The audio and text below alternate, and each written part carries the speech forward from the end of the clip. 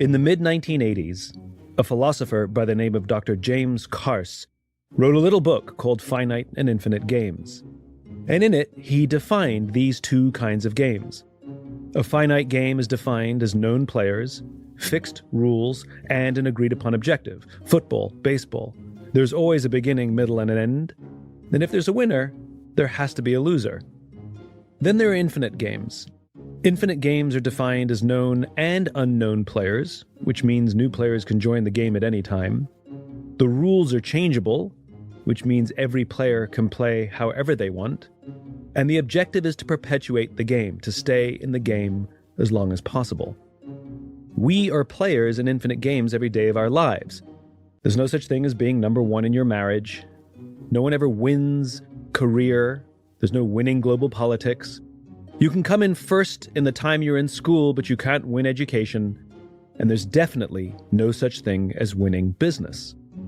But if we listen to the language of so many leaders, it becomes abundantly clear that they have no idea the game they're playing in. They talk about being number one, being the best, and beating their competition. Based on what? Based upon what agreed-upon objectives, timeframes, or metrics. And this is a problem. Because when we play with a finite mindset in an infinite game, when we play to win in a game that has no finish line, there's a few very predictable and consistent outcomes. The big ones include the decline of trust, the decline of innovation, and the decline of cooperation. I'm enamored by the concept of the infinite game, so much so that it profoundly changed the course of my life, and I ended up building upon Dr. Carse's work and writing my own book about how to actually build and maintain an infinite mindset. Dr. Carse sadly passed away in September of 2020, but I had a chance to talk to him over the summer, and I wanted to share that conversation with you for a couple of reasons. One, because he's absolutely wonderful and remarkable and fun. And two, because I think his work is really valuable in this day and age. This is a bit of optimism.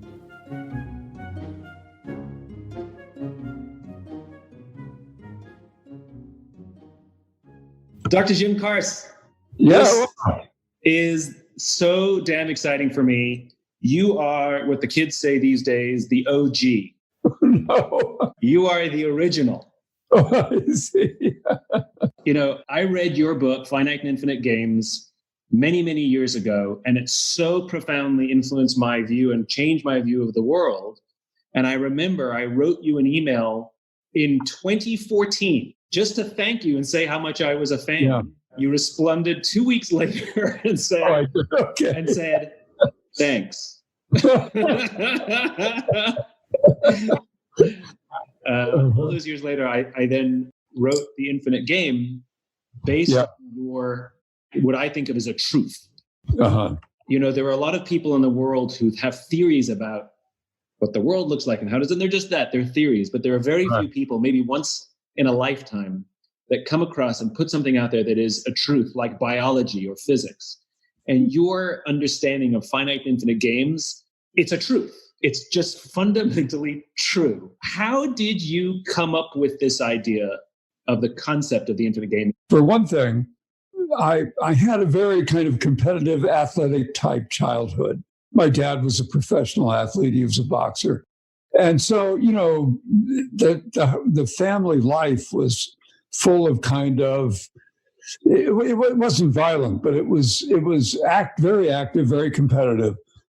And I was more or less comfortable with it, not completely.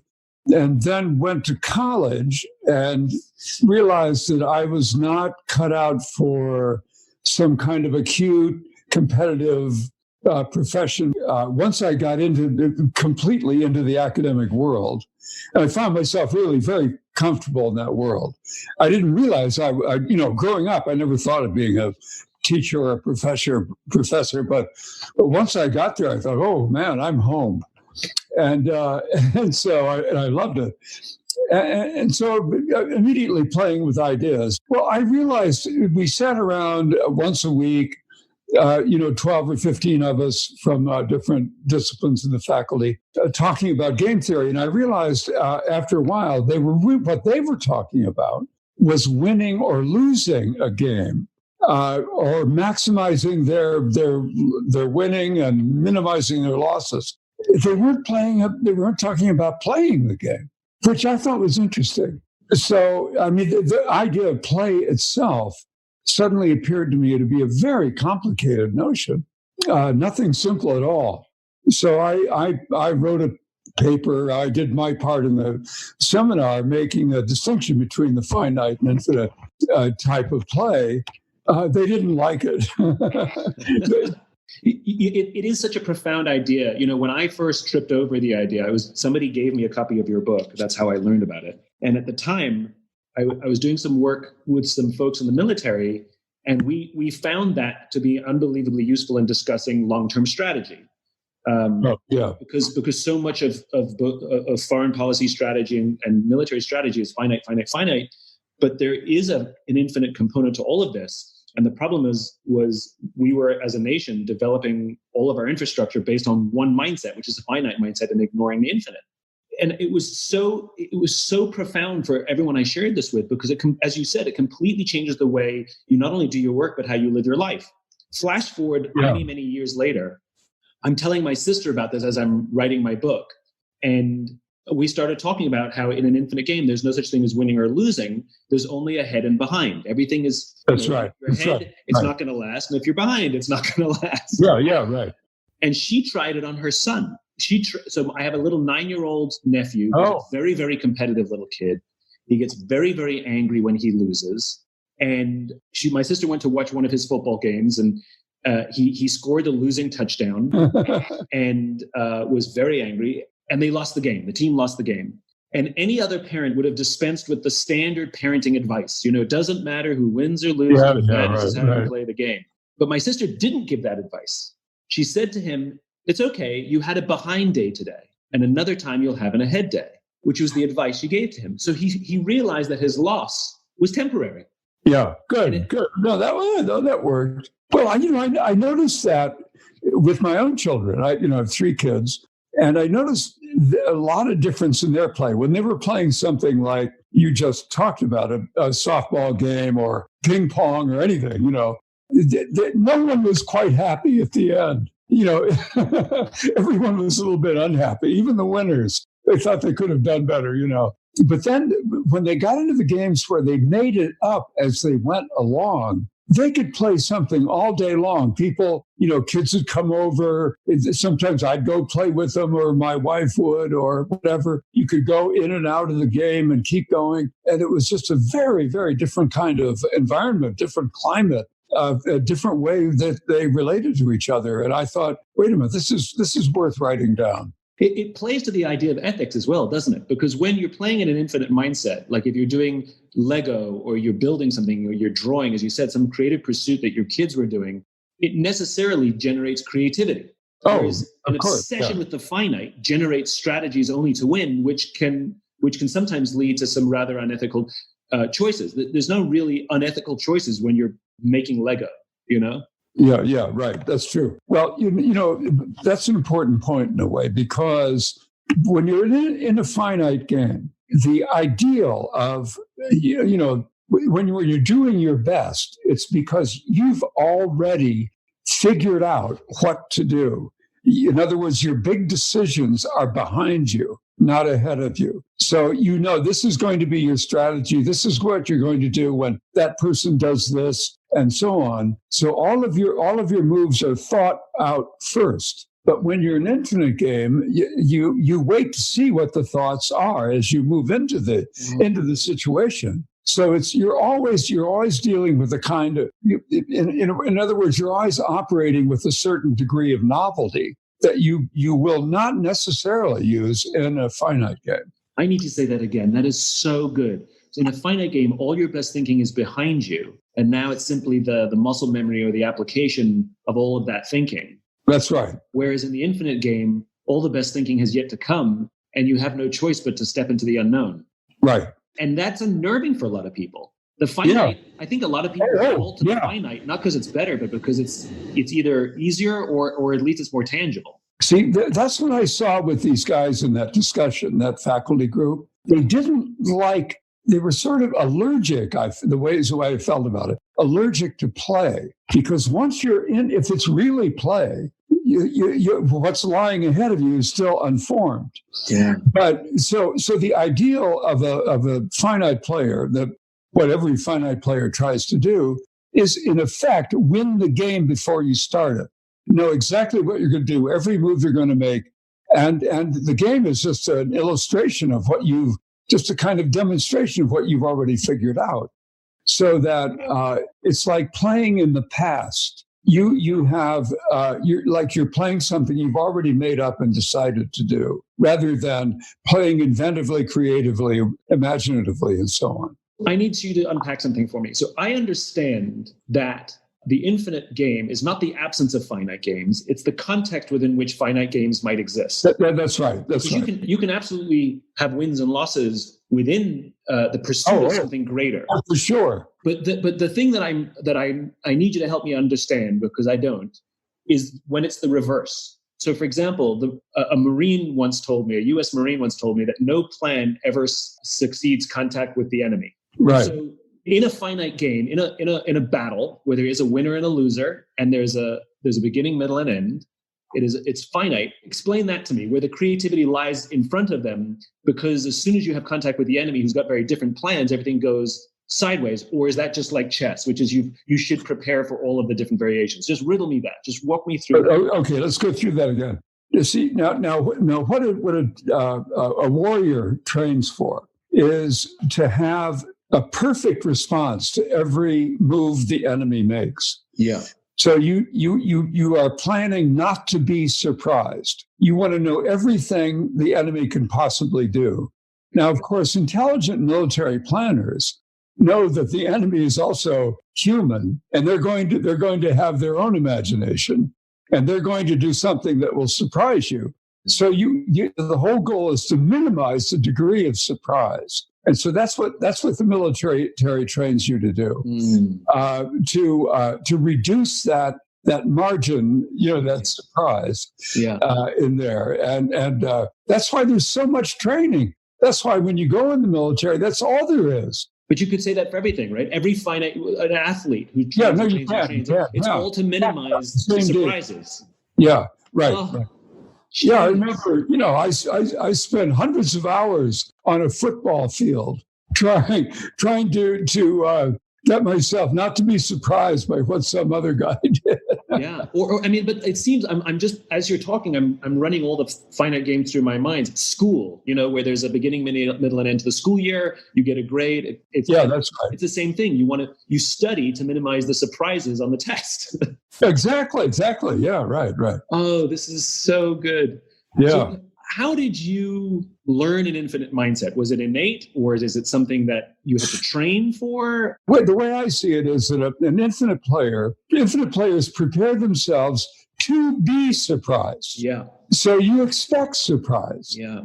And rather than trying to keep it from happening. So you set up a situation that's bound to develop in a way you can't anticipate. That's the way a poet starts a poem. Has a great first line, or I'll bet you've started books that way. Yeah. You have a chapter you really like, an idea you really like. You put it down. The next thing you know, this comes, that goes. Are you still susceptible to finite, to slipping into the finite? Oh, hell yes.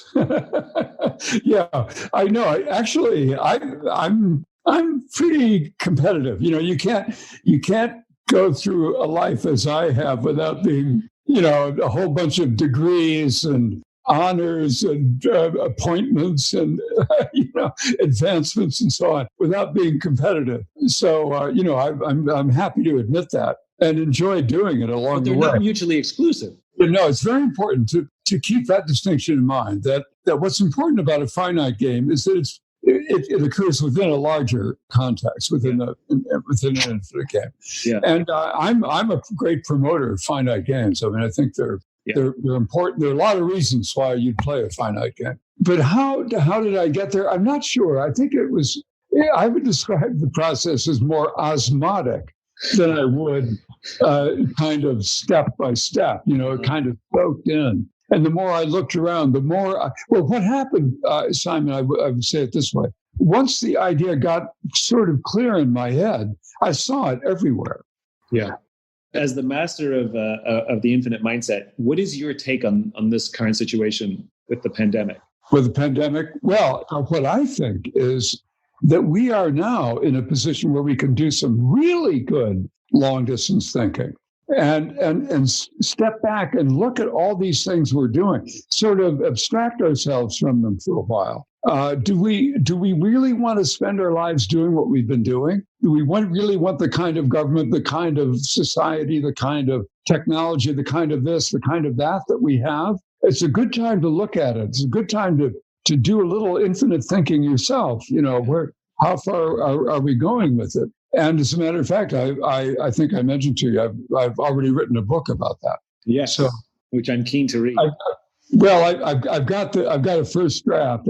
I'm hesitating to show it to anyone yet, but it'll get there. But that's what I'm trying to say, that now this gives us a marvelous opportunity, as I put it, to find a new way through the approaching. The one thing we know about this pandemic is that it's only a mild version of what's going to happen when the environment crashes. Yeah. I mean, it's going to be horrible, really. There's no way of getting around it. It's so funny you talk about the environment, which is it's well-intentioned, but even the messaging for climate change has been very finite oriented. Oh, very, very.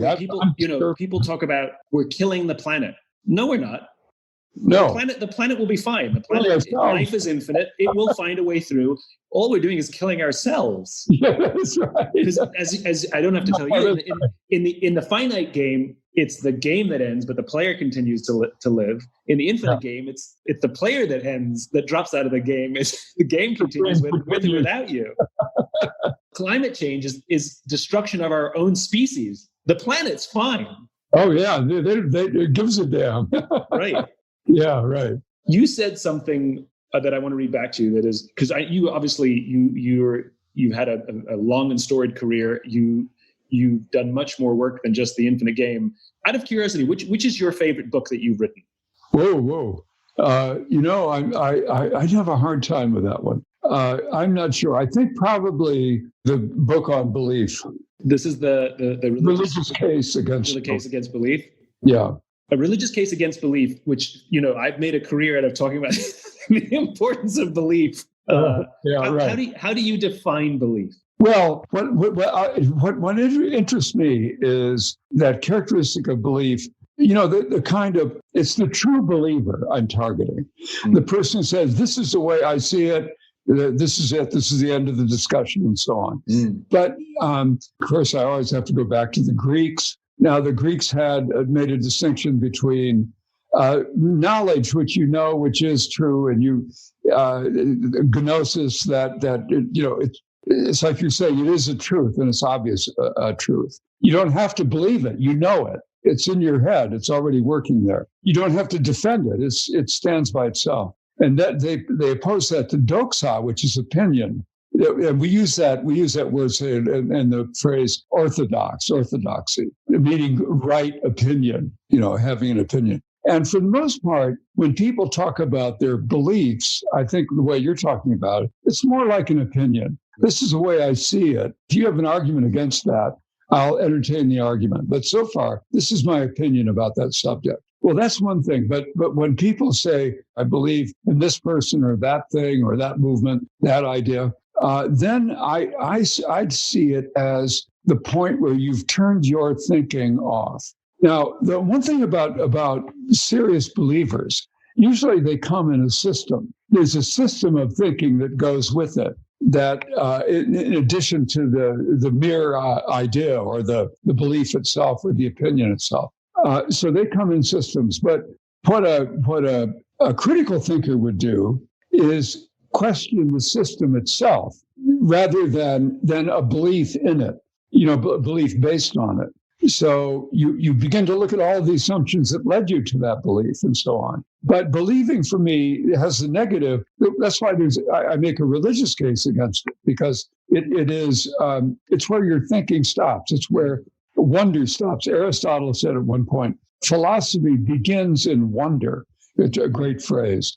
I like to think of religion as something that ends in wonder, not in belief.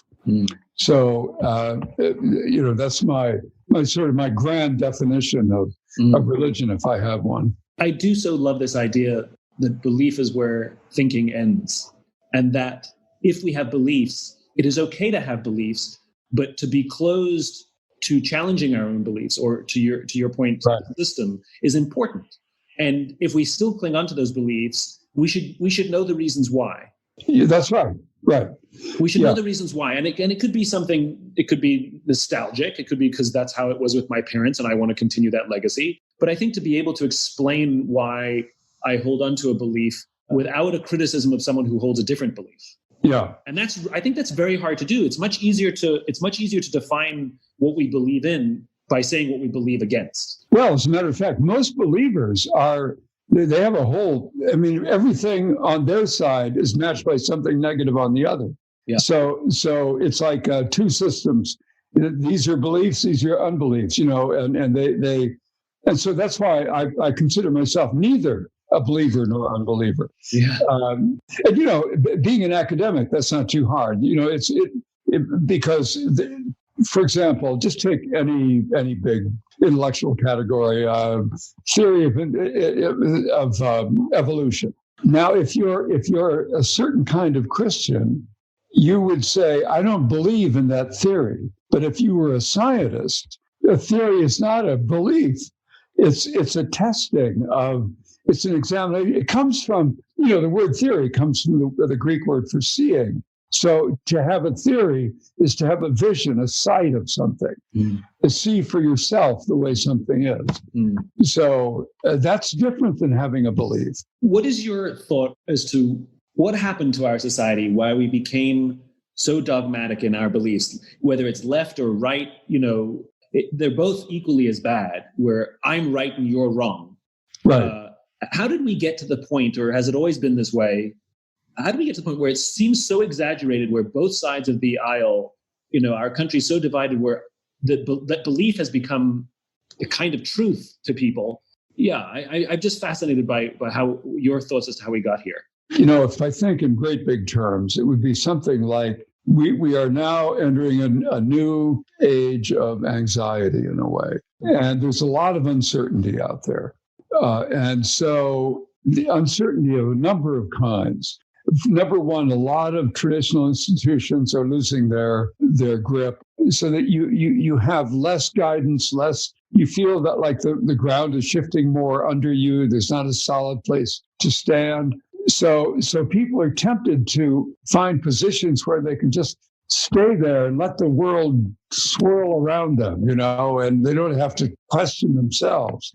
And I think self-criticism is absolutely crucial to being human to begin with. But this is what's disappearing. This is really profound. So in times of uncertainty, or when there's a feeling of anxiety, our desire to hold on to the finite, or our desire to hold on to belief, goes up, because inherent in the infinite game, I have to be open to the uncertain. But if I'm feeling anxious, the uncertain is the thing I do not want. Exactly. Yeah. And so I'm going to ground myself in belief, because it gives me comfort. Right. So it seems the way forwards it's environmental, right? It's for our leaders to offer a sense of vision, and to offer a sense of to offer some sense of certainty, or some sense of hope, or something that we can lock onto, right? Which will then inherently make us all more open-minded to each other. But absent that, right? Absent something outside us, inside us, we become more dogmatic and more fixed in our beliefs, and we believe even more strongly that I am right and you are wrong. Yeah, that's right. That's the way it works. Yeah, exactly that way. And one feature about an infinite game, about the whole theory in a way, is that it's neither left nor right. Right. It's not religious or irreligious. It's not there, not here. It's not big, it's not little. It doesn't belong into the usual categories that people put stuff into. I mean, you couldn't tell from reading my book what my political views are, for example. In fact, I don't even have political views. I would put it this way. It's one thing to have a politics. It's another to be political. I'm political, but I have no politics. Explain the difference. Well, I'm concerned about the way a whole society, a polis, operates. Now, there are all kinds of views about how it should operate. The point is that to be political is to have a sense of the polis. Now, that's what's interesting about Aristotle. He thought a philosopher is a person who had, by definition, a social conscience. That is, you were concerned about what the society you lived in. Now, Aristotle, lived in a terrifically wild, crazy society, Athens. But he also had a real respect for what he called the demos, demos, from democracy. A people, actually, you could translate a lot of different ways. A neighborhood or a gathering or an institution, even a country. But a demos has its own identity. And all the people in it are of it and think in its terms. And Aristotle thought to be a really reflective person, or as he called them, contemplative. He used that word. You have to be a good citizen to be political. You said something that I...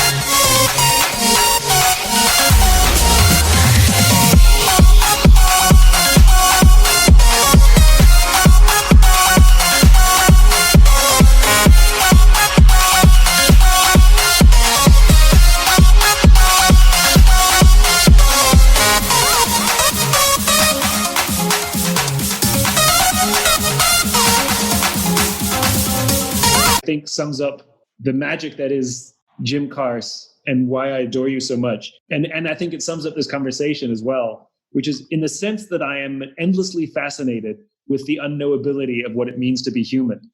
Oh, yeah. It's paradoxical. It is, yes. Paradox is the word. That's the word, yeah. It is a paradox. Our desire for certainty, to understand, and for explanation is we yield to the joy of finding explanation in that which is unexplainable and the joy of finding certainty in that which is uncertain. It's just the most magically human experience in the world, because human beings are almost all aspects of our lives paradoxical. Yeah, that's right.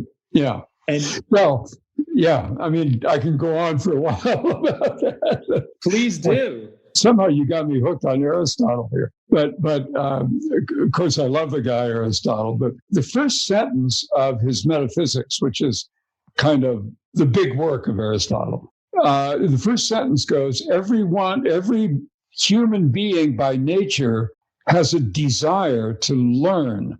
That's his.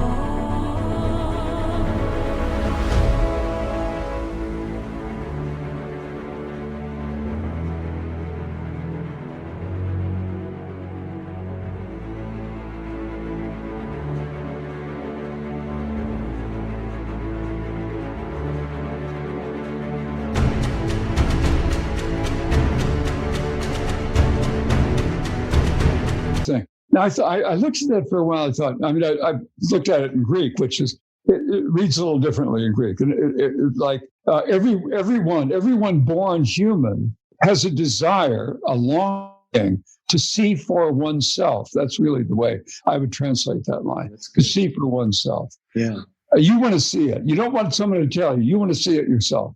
And that's what Aristotle thought is what makes us human. And I thought, wow, that's a terrific insight. But what that implies is you're never satisfied. I mean, that's why that desire doesn't die. It lives with you your whole life. And it's there because there's still more you haven't seen. You want to see it. And so you keep going at it. And that's what, in the end, he calls it, as I said before, he calls it a contemplation. It's filled with what he also called energeia, energy, which is, in some definitions of Aristotle, is life itself. Yeah. So it's like a living contemplatively. And that seems to me to be the highest expression of our humanity. Jim, I adore you. You have the most wonderful manner. You're open. I hold myself to the high standard of wanting to be a more infinite-minded person and live my life with an infinite mindset every day. And I've often referred to not just your work, but to you as the gold standard for me. And so it's an honor, it's a joy to sit down with you and talk to you. Thank you for taking the time. Yeah, Simon, listen, it's my pleasure as well. It's a joy. Really. Yeah, I'm very happy I have you, as a matter of fact, because I had a long desire to see some of these ideas go to work, and you put it to work. And I very, very much appreciate it. I think you've done it brilliantly.